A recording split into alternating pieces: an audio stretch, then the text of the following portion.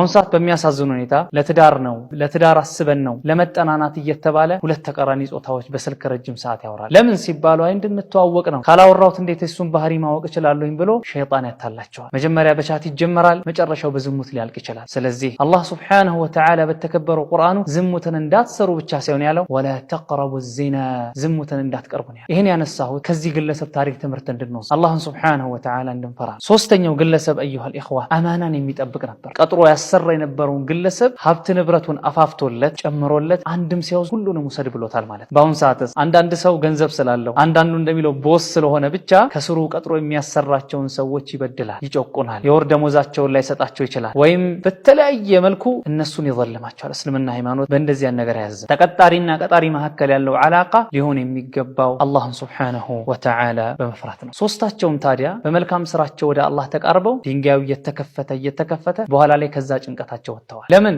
እያንዳንዱ አላህን ሱብሓነሁ ወተዓላ የፈራበትን ሁኔታ አስታውሶ ተወሱል ስላደረገ ማለት። እኛም አላህን ሱብሓነሁ ወተዓላ ከፈራን ከተለያየ ጭንቀቶች እንወጣለን። ወመን የተቂላህ አላህን ሱብሓነሁ ወተዓላ የሚፈራ የሆነ አካል የጅዐል ለሁ መኽረጃ ለሱ መውጫን ያደርግለታል። ጭንቀት ሲያጋጥመን፣ ፈተና ሲደራረብብን፣ ህይወት ተራራ እንደመውጣት ሲከብደን ወደ አላህ መሸሽ እንጂ ከአላህ መሸሽ የለብንም። አላህን ሱብሓነሁ ወተዓላ መፍራት እንጂ ልክ አንዳንድ ሰው ሲጨንቀው ሲጋራ ያጨሳል፣ ሲጨንቀው ኸምር ይጠጣል፣ እንደዛ መሆን የለበት። አላህን ሱብሓነሁ ወተዓላ መፍራት ይኖርብናል ማለት። ሌላ አዩሃል ኢኽዋ አላህን ሱብሓነሁ ወተዓላ ከፈራን በእርግጥ ተቅወላሂ ሱብሓነሁ ወተዓላ ጀነት ነው፣ የዱንያ ጀነት ነው። እዚህ ጀነት ያልገባ የአኸራ ጀነት አይገባም። አላህን ሱብሓነሁ ወተዓላ የሚፈሩ ሰዎች ከሚፈሩት ነገር ተጠብቀው የሚፈልጉትን ነገር የሚያገኙት እነሱ ናቸው። አላህ ምን ይላል ሱብሓነሁ ወተዓላ ወተቁላህ አላህን ፍሩት ለዓለኩም ቱፍሊሑን ትድኑ ዘንዳ የምትፈልጉትን ነገር አግኝታችሁ ከምትፈሩት ነገር ትጠበቁ ዘንዳ አላህን ሱብሓነሁ ወተዓላ ፍሩ ይላል።